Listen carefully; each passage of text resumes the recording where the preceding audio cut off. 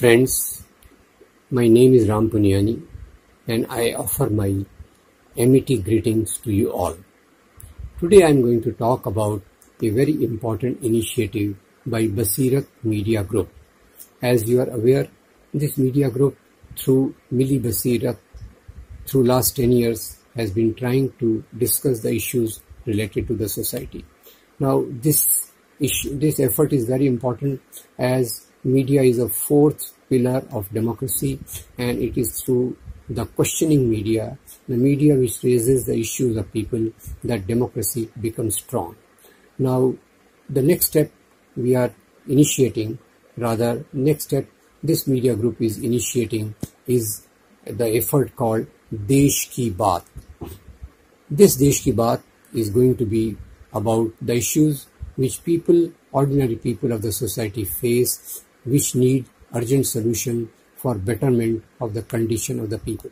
Similarly, there will be something like Chinta, and this Chinta pe Charsha will be again about not a trivial superficial approach to social issues, but a deeper thinking about issues of the people. I'm sure you all are looking forward to such platforms.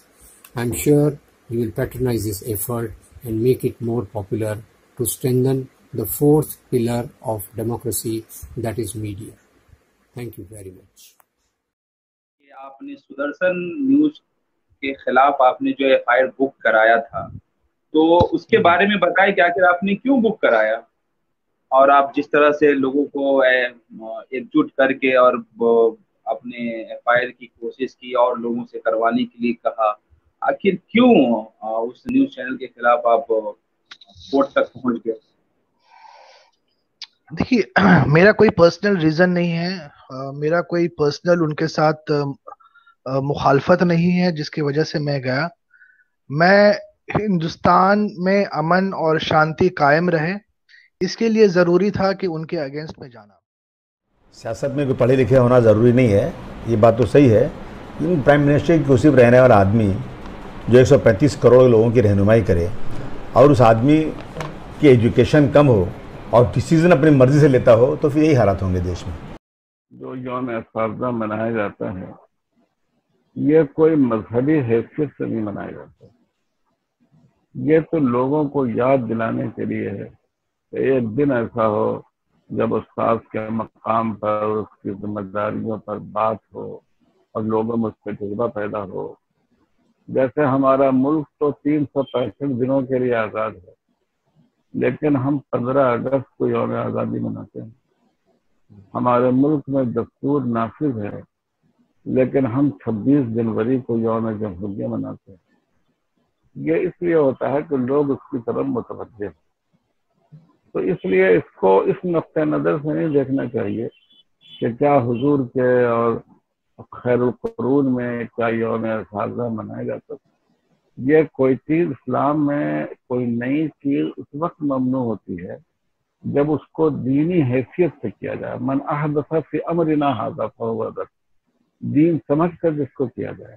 होता असल में ये है हज़रत मौलाना कि कुछ लोग election के ज़माने में इंतखाब का ऐलान होने के बाद अपनी शानदार पुरानी टोपी जो रखे रहते मंगवा के वो पहनकर वो बेचने निकलते, जैसे कुछ मौलवी इस वक्त बिहार के इलेक्शन में भी निकले हुए हैं और खूब टोपी फरोशी कर रहे हैं, वो दाढ़ी फरोशी कर रहे हैं। आप इन दलालों के बारे में, इन मक्कारों के बारे में, इन मिल्लत फरोशों के बारे में जरूर कहिए और जरूरत पड़े तो नाम लेकर। अस्सलामु अलैकुम व रहमतुल्लाहि व बरकातुहू। बसीरत ऑनलाइन में आप सभी का इस्तकबाल है। क्या वाकई भारत एक बार फिर 1947 की तरफ जा रहा है? इस वक्त देश की हालत बहुत खराब है। एक तरफ देश के अन्नदाता यानी किसान भाई अपनी मांगों को लेकर दिल्ली की सरहदों पर गुज़िश्ता 36 दिनों से एहतजाज और धरने पर बैठे हुए हैं। वहीं दूसरी जानिब देश के अलग अलग इलाकों से मुसलमानों पर जुल्म सितम की खबरें लगातार आ रही हैं।